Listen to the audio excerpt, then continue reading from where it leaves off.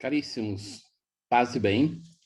Sempre mais o tema que me faz refletir nesse nosso curso é aquele do valor da liturgia das horas. E, por um lado, o seu valor é intenso, por outro lado, de quão pouco é valorizado pela igreja de hoje. E talvez me permitam que seja mais um problema de uma igreja como a nossa, ativista. Então, que o fazer, ainda que seja um bom fazer, o fazer pastoral, mas que isso vai empobrecendo a dimensão litúrgico-celebrativa e muito mais quando ela é de uma relação pessoal, porque muitos que rezam o breviário não têm a dimensão comunitária dessa oração. Então, e que por outro lado, não se tem um interesse, um verdadeiro empenho de transformar essa oração em oração comunitária, passando isso para o povo de Deus. Então, na nossa aula de hoje, nós vamos um pouco sonhar sobre algumas perspectivas para o futuro e depois em direção à conclusão do curso, mas para as próximas lições, buscar também pensar qual é, fundamentalmente, o problema, qual a resistência do mundo de hoje à oração da liturgia das horas. Começa com uma citação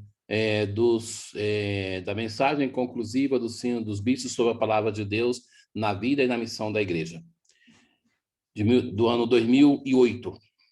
A terceira coluna do edifício espiritual da Igreja, Casa da Palavra, é constituída pelas orações tecidas, como recordava São Paulo, por salmos, hinos, cânticos espirituais. Então, é uma citação de Colossenses 3,16. Um lugar privilegiado é ocupado naturalmente pela liturgia das horas, a oração da Igreja por excelência, destinada a ritmar os dias e os tempos do ano cristão, oferecendo, sobretudo, com o saltério, o alimento cotidiano e espiritual do fiel. Assim dizia a mensagem conclusiva do Sino dos Bispos 2008, como já dizia. A mensagem, refletindo sobre a palavra de Deus, põe em primeiro lugar a liturgia das horas, como manifestação mais alta da palavra celebrada, e que evoca, quase como um eco, a primária mérito do número 1 da instrução, por nós já tantas vezes citada, dedicada a Publica et Communis Oratio Populi Dei, a oração pública e comum do povo de Deus, como nós ouvimos muitas vezes. Mas o que cria dificuldades hoje, depois de quase 60 anos da promulgação da Constituição Litúrgica Sacrosanto Concílio, é propriamente o advérbio naturalmente. Naturalmente. Porque quando os bispos falam, dizer assim, o lugar privilegiado é ocupado naturalmente pela liturgia das horas. Mas será que é tão naturalmente assim? Será que na mente de todos esta naturalidade existe? Respondo já, não, não. Então, é este o problema. Daqui nasce o problema central da nossa reflexão de hoje. É possível falar hoje, de fato, da naturalidade da liturgia das horas como oração por excelência da Igreja? Se isso é possível, e o é somente no plano teológico e eclesial, muitas vezes os documentos do magistério parece que são feitos para uma igreja que não existe. Mas o problema não está no magistério não conseguir refletir a igreja, mas eu diria que muitas vezes está no texto que não é lido pela igreja, pela base, e que, com obediência filial, busque colocar em prática.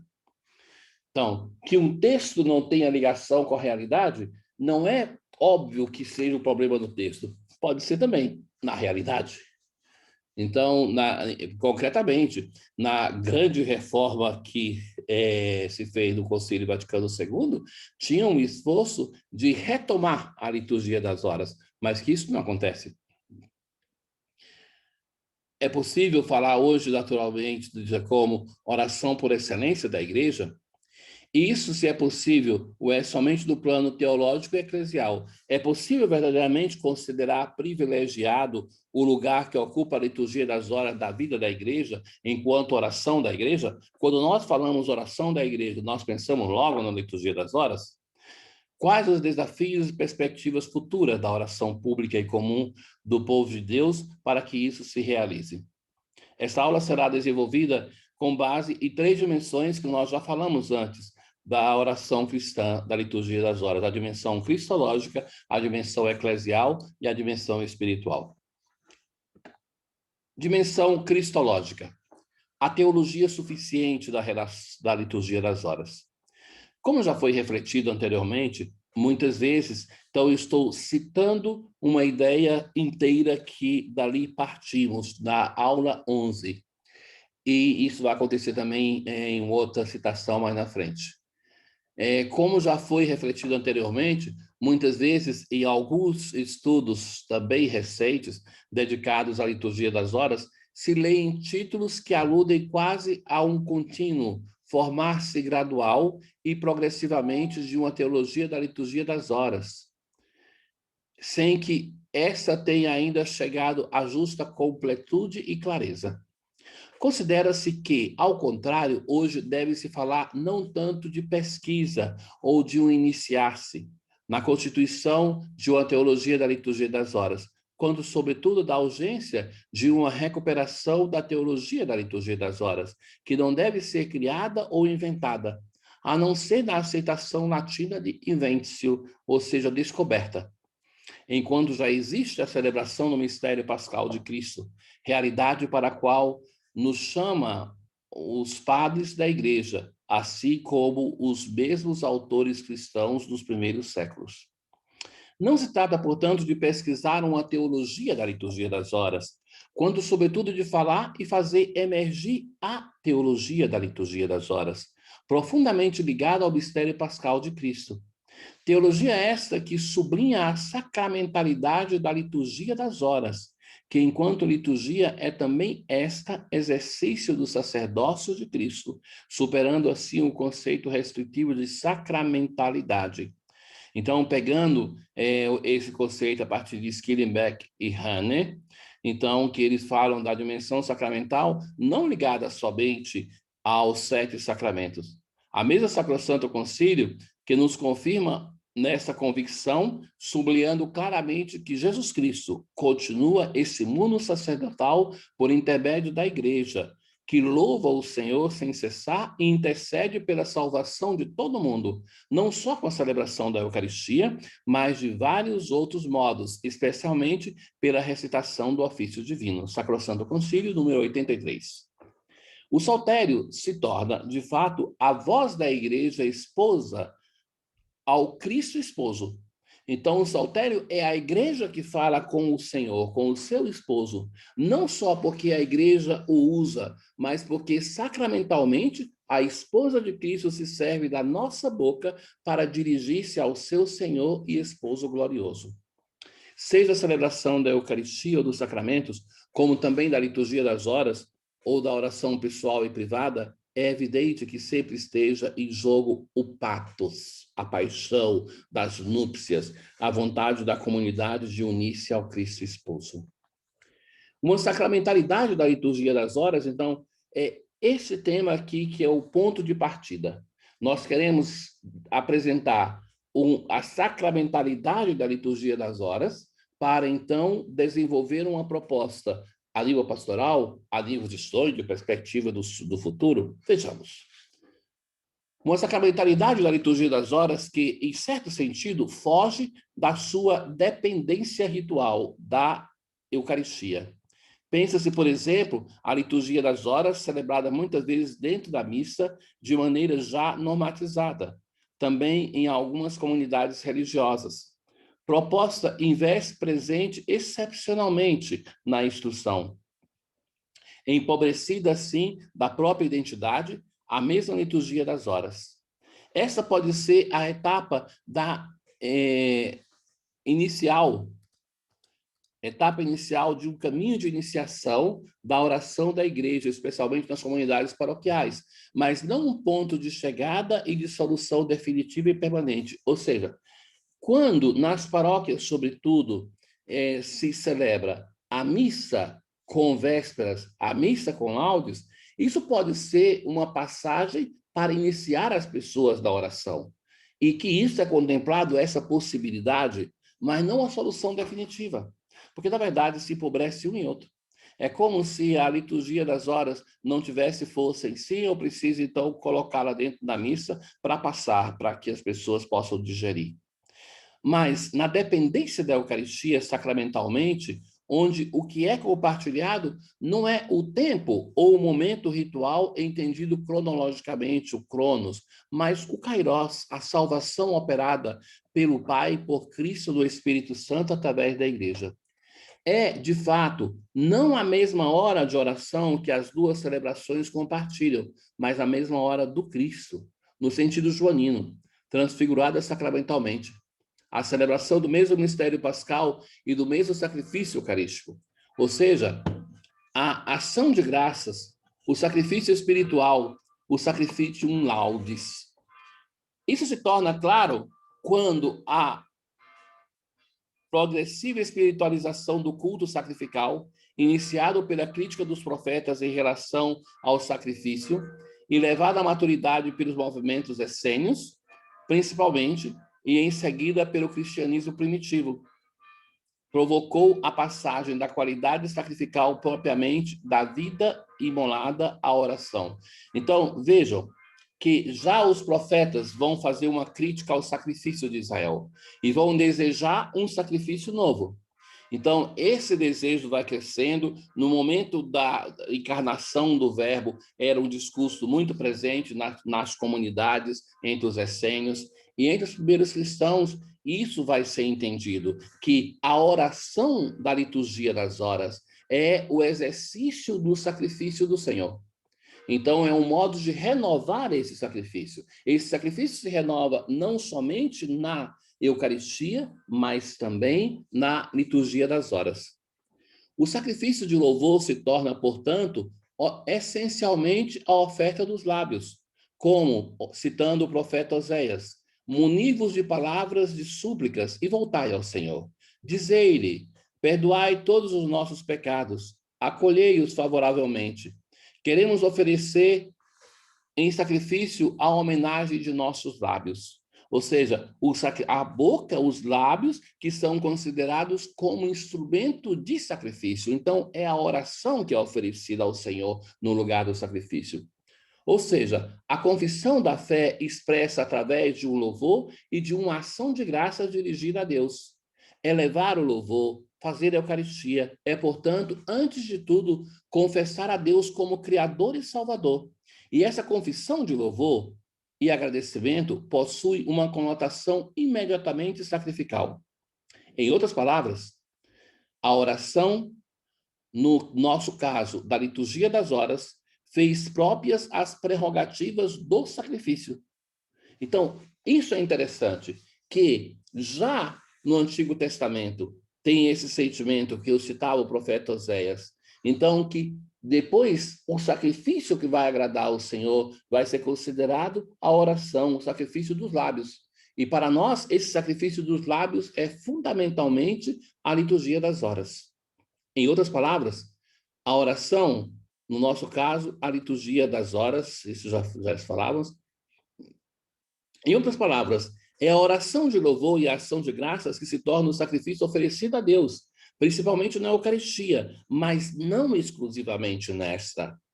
Quando isto é expresso de maneira clara na anáfora alexandrina de São Marcos, na anáfora oração eucarística, em grego, que no texto da Divina Liturgia afirma: dando graças, oferecemos o sacrifício espiritual, este culto na palavra e sem derramamento de sangue. Segundo a anáfora de São Marcos, os fiéis oferecem o sacrifício enquanto a ação de graças expressas pelos seus lábios e pelo seu coração, expressão da sua existência, de toda uma oração que por meio do presbítero sobe a Deus. Segundo a tradição anafórica, a Eucaristia é sacrifício de palavra, enquanto a ação de graças é a oração. Como afirma o próprio Matzah, em referência à anáfora alexandrina, os fiéis oferecem o sacrifício enquanto a ação de graças que é no seu coração e que nasce da sua vida vivida se torna um hino de oração que o sacerdote eleva a Deus. Para evidenciar a relação entre oração e sacrifício, ainda insistindo nisso, é necessário pensar também nas 18 bênçãos. Esse texto das 18 bênçãos vocês encontram na internet, buscando em Wikipedia. Lá tem oração de petição em forma comunitária e considerada pelos sábios do Talmud como a oração por excelência, que depois da destruição do Templo de Jerusalém, então no ano 70, era recitada nas sinagogas, na mesma hora na qual no templo era oferecido o sacrifício. Então veja, a oração depois da destruição do templo ocupa o lugar do sacrifício que não existe mais. Partindo propriamente dessa tradição hebraica, também é compreensível o Salmo 140, parágrafo 2, versículo 2. Que minha oração suba até vós como a fumaça do incenso, que minhas mãos estendidas para vós sejam como o sacrifício da tarde. O sacrificium vespertinum.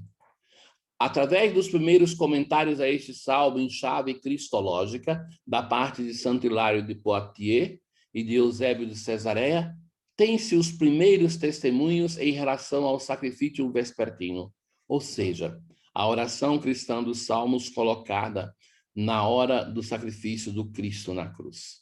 Vejam que interessante, então, que nasce em Israel, depois é consolidada no mundo cristão, a tradição da oração, que nós já falávamos da distribuição horária do saltério, então, que é a oração dos salmos que atualiza o sacrifício do Cristo, que é a realização do sacrifício. Então, um sacrifício que se realiza por lábios e coração.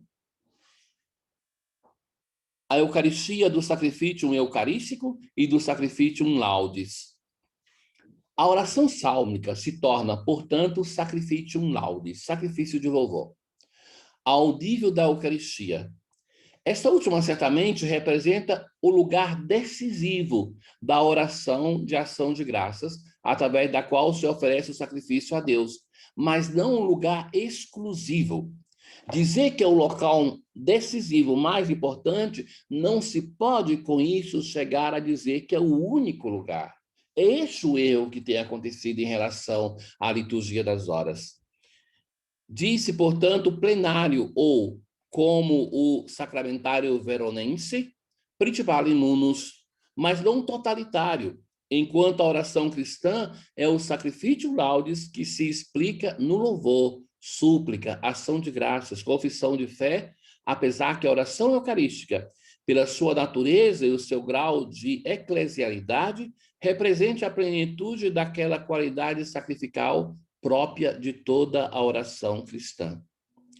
Por que, então, o máximo, nesse caso, a celebração eucarística, deve sempre constituir o único?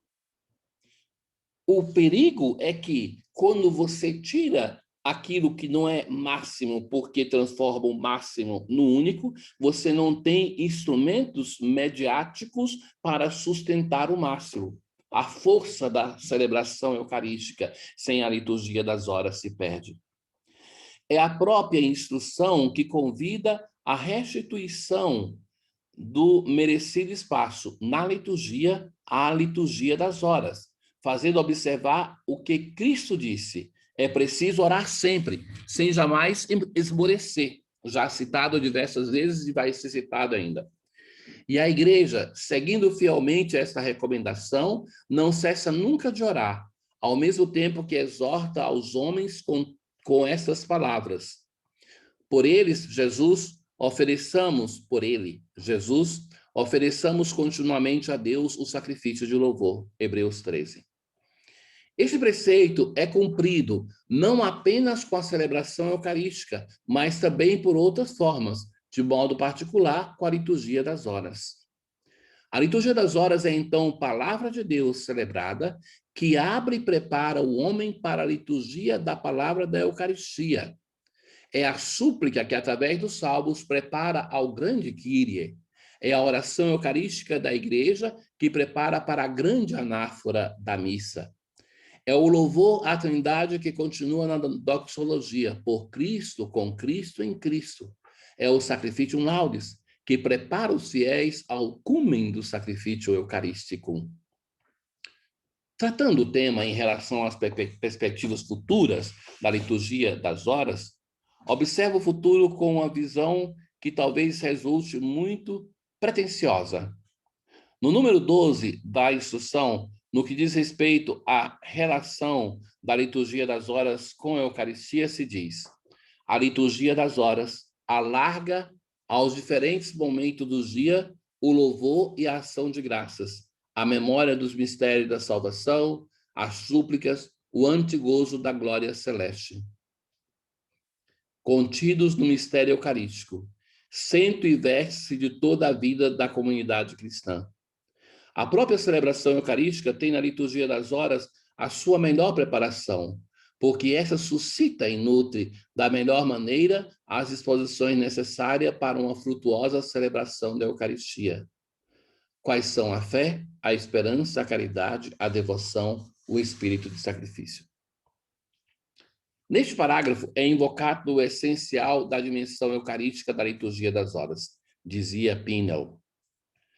Cabe, de modo particular, à liturgia das horas a função de conduzir os cristãos a uma participação progressiva ao mistério salvífico de Cristo mediante a oração.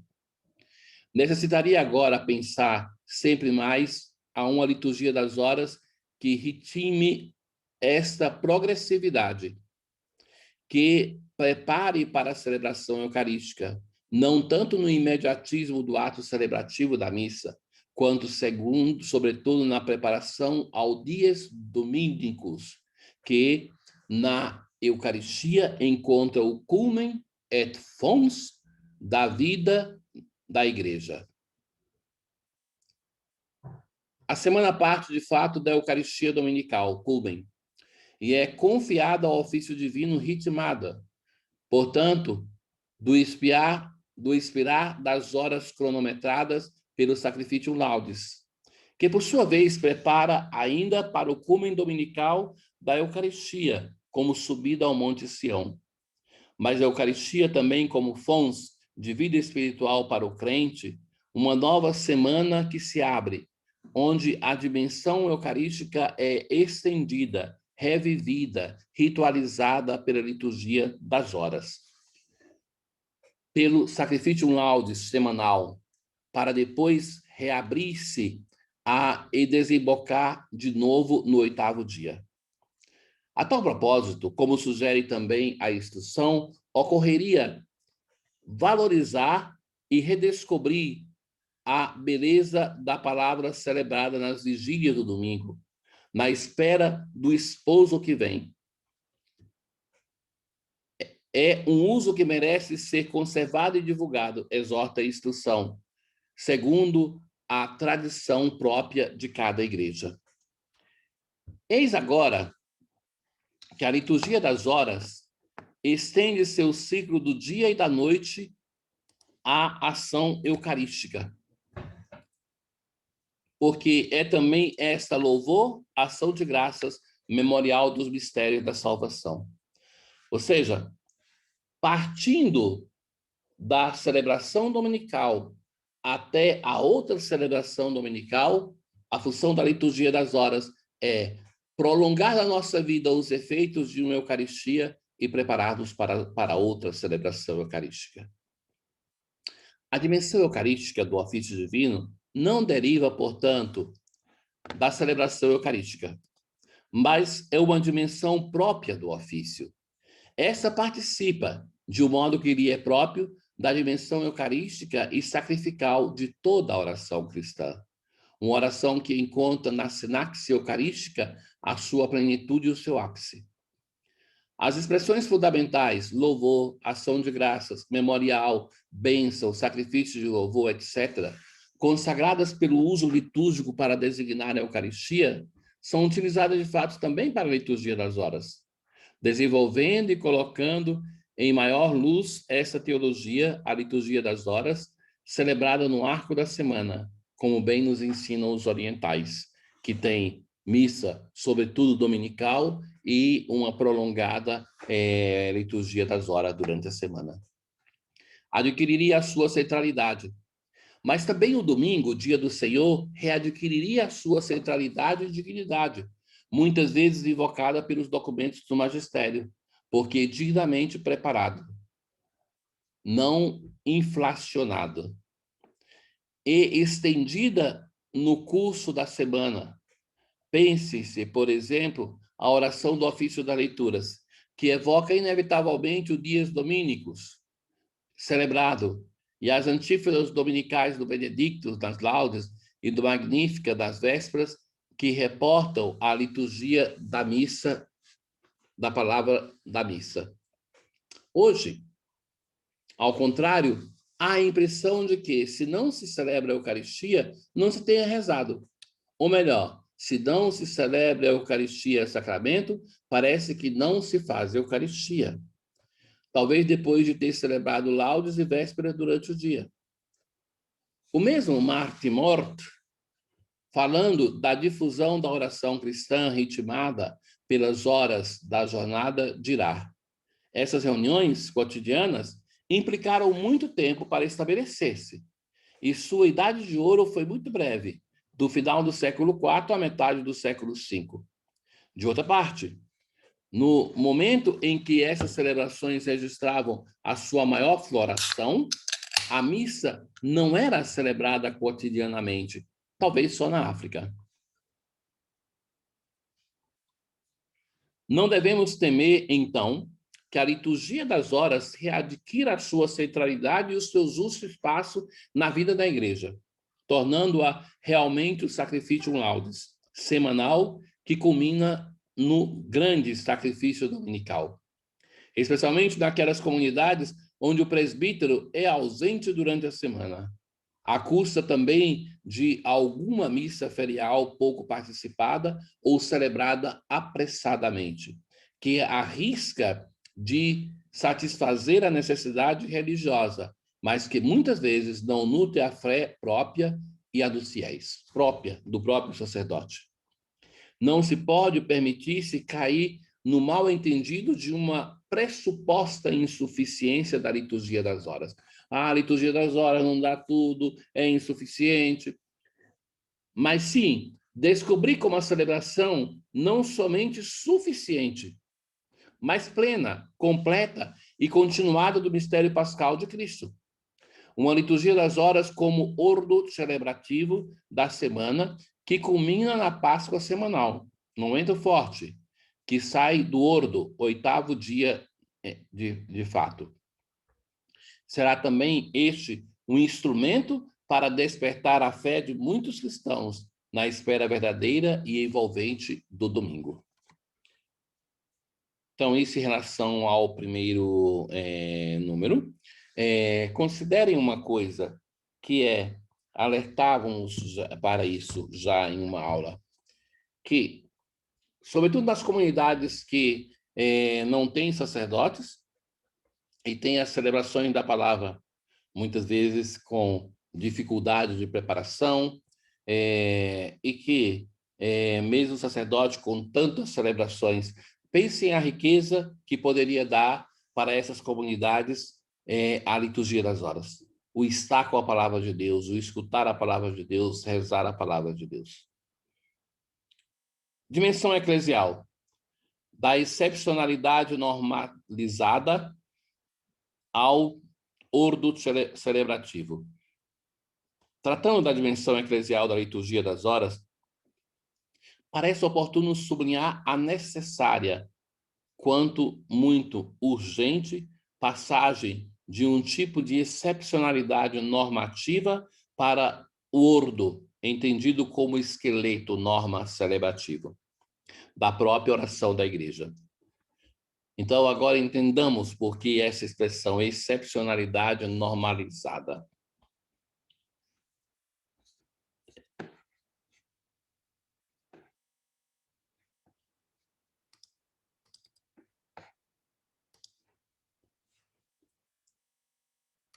já fazem muitos anos que, de fato, a liturgia da igreja, em alguns ambientes, vive um tempo, talvez muito longo, de excepcionalidade.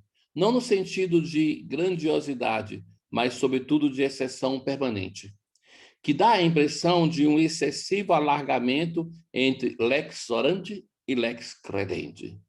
Aquilo que se celebra é aquilo que se crê. Então, essa dá a impressão desse distanciamento entre aquilo que se celebra e aquilo que se crê. Pense-se, por exemplo, a iniciação cristã. Desde os primeiros séculos da igreja, os pagãos se tornavam cristãos com a celebração dos 3 mistérios em uma única celebração. Com o tempo, chegou-se a uma separação dos 3 sacramentos, considerada desde a Idade Média uma prática excepcional. Tem mais ou menos um século que a humanidade vive uma outra excepcionalidade, a inversão da confirmação com a Eucaristia, que, se precedentemente era considerado uma coisa rara e fora da norma, devido muitas vezes à ausência do bispo, se episcopo hades, recorda os sacramentários e rituais, e os casos clínicos da pessoa que vai receber, que adoeceu, então se mudava, se antecipava a primeira Eucaristia. Hoje se tornou a norma, a prática usual.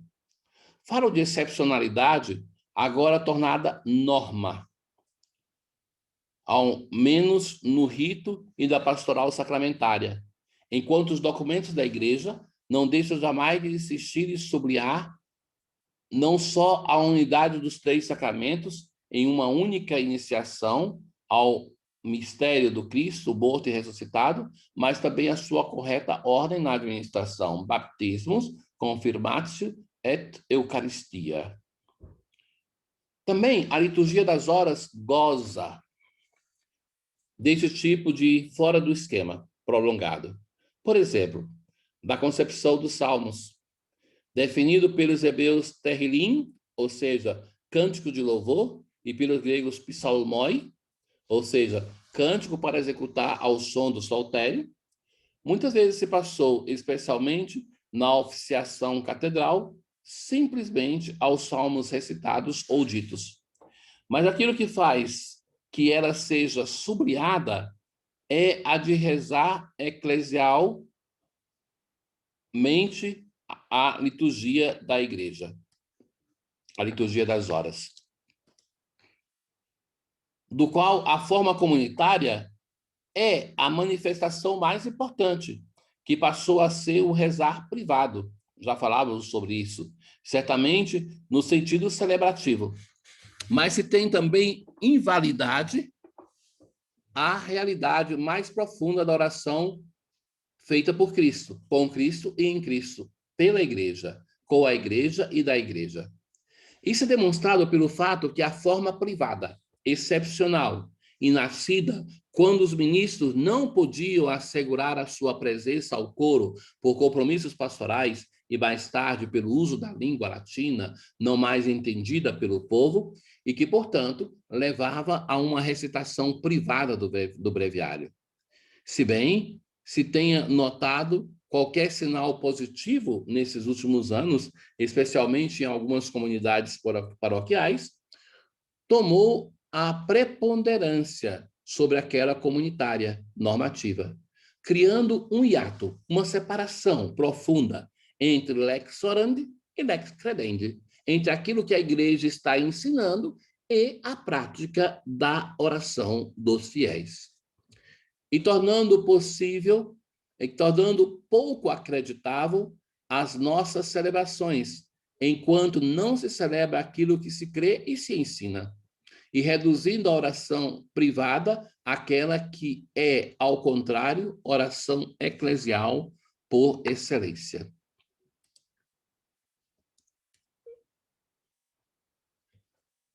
Nesta, de fato, o orante é educado à pluralidade, portanto, à eclesialidade da oração já pelos seus interlocutores. A liturgia das horas é oração trinitária, dirigida ao Pai por Cristo no Espírito. De fato, indo ao mundo para comunicar aos homens a vida divina, o Verbo que procede do Pai como esplendor da sua glória, sumo sacerdote da nova e eterna aliança, Cristo Jesus, ao assumir a natureza humana, introduz nesta terra de exílio o hino que eternamente se canta no céu. E ainda, nenhuma oração, portanto, se pode fazer sem a ação do Espírito Santo, o qual, realizando a unidade de toda a igreja, conduz pelo Filho ao Pai. A Constituição Apostólica Laudes Cântico, de 1º de novembro de 1970, com a qual Paulo VI apresenta as linhas teológicas essenciais da liturgia das horas reformada, reporta por umas 4 vezes a expressão oração de todo o povo de Deus. Um dos grandes méritos reconhecidos por força da reforma litúrgica foi propriamente de ter laicizado o ofício divino. Em qual sentido? Devolvido à mão dos leigos o ofício divino, recolocando-o na sua natureza originária de oração de todo o povo sacerdotal. A insistência sobre essa realidade por parte da Constituição Apostólica resulta, portanto, mais decisiva e mais clara na sua perspectiva eclesiológica renovada em relação à mesma Constituição litúrgica, ainda muito tímida sobre este aspecto. E a mesma instrução, no número 1, abriu-se afirmando que a oração pública e comunitária do povo de Deus é com razão considerada uma das principais funções da igreja. É o mesmo Martin Mort que fará notar que essa é a característica mais relevante da reforma do ofício, mas talvez, diz este autor, também a mais esquecida. Ou seja, aquela que é a oração de todo o povo de Deus, é a mais revolucionária e a mais esquecida.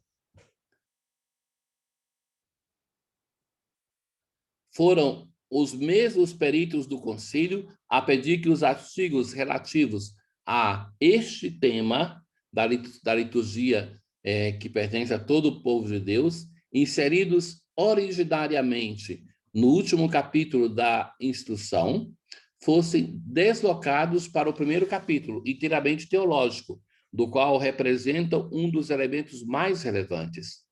Trata-se, de fato, não de prescrições disciplinares ou de um conjunto de rubricas, mas, sobretudo, de uma nova impostação eclesiológica. Apesar que seja atualmente impensável pensar a uma liturgia das horas rezada sempre e, de todo modo, a cada hora prevista, comunitariamente. Visto também o estilo de vida do fiel de hoje, totalmente engolfado pelo tempo. Ocorre não perder jamais de vista o ótimo, ou melhor, diria a verdade da oração da igreja que é dita, se é celebrada, enquanto possível, comunitariamente, de modo que se torne realmente excepcional o contrário. Ou seja, não buscar a saída fácil.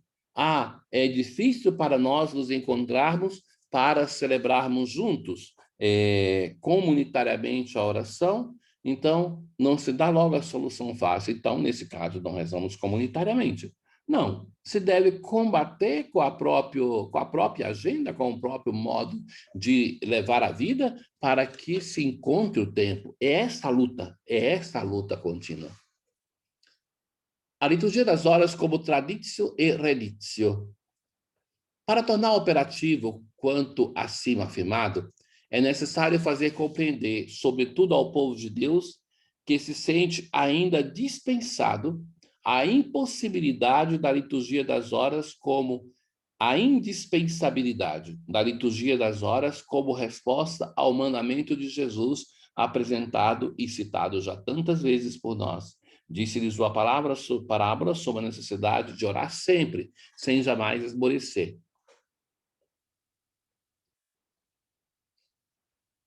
Retomado em seguida por Paulo, em 1 Tessalonicenses: viveis sempre contentes, orai sem cessar, em todas as circunstâncias dai graças, fazei Eucaristia, dai graças.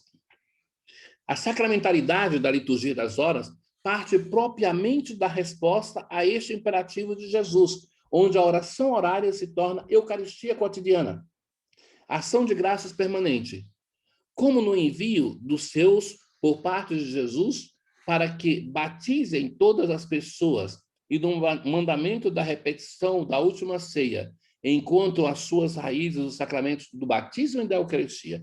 E de batizai. Então, isso a igreja sempre usou como justificativa do sacramento do batismo.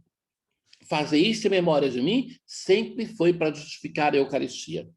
Mas o problema, meus caros, que o mandamento do Senhor não está somente naquilo que se torna sacramento. Mas nós temos, na mesma ceia, o Senhor manda lavar os pés uns dos outros, e tem o mandamento que é esse, da necessidade de rezar sempre, e que depois viveis sempre, orai sem cessar, do apóstolo Paulo.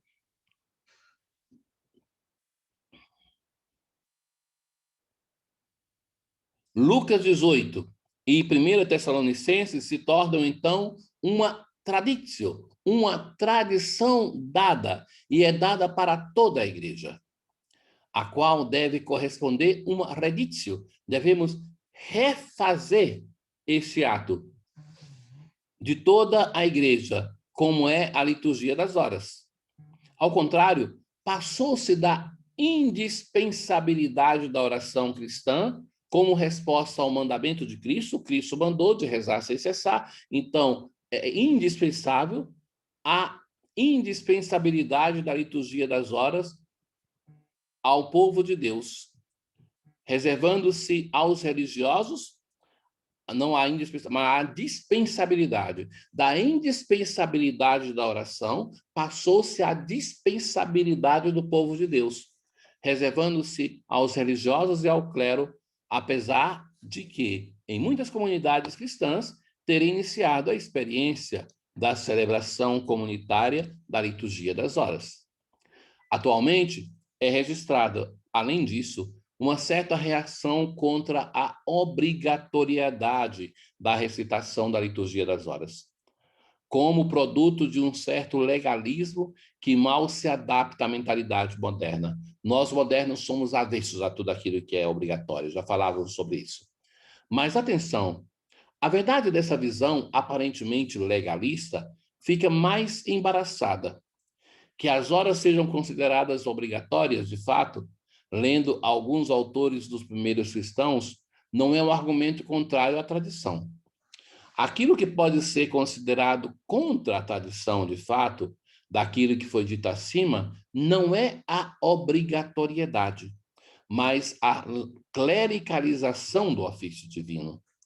Como em muitos outros casos na história da Igreja, aquilo que era uma vez próprio do inteiro povo de Deus é degenerado em um resíduo clerical de quanto era obrigatoriamente destinado a significar. Os votos, por exemplo, a pobreza, a castidade e a obediência não é uma propriedade da vida consagrada, mas era uma exortação para todos os cristãos e depois se torna reserva de domínio dos consagrados.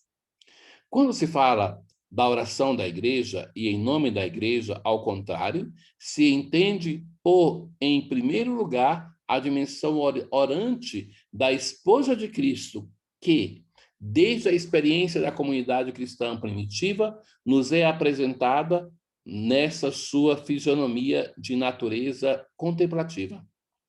A oração da igreja, de fato, como sublinhado pela teologia pós-conciliar, não é uma coisa facultativa ou de conveniência, mas pertence à sua estrutura íntima, à estrutura íntima de igreja, ou seja, de convocação aos chamados salvíficos de Deus.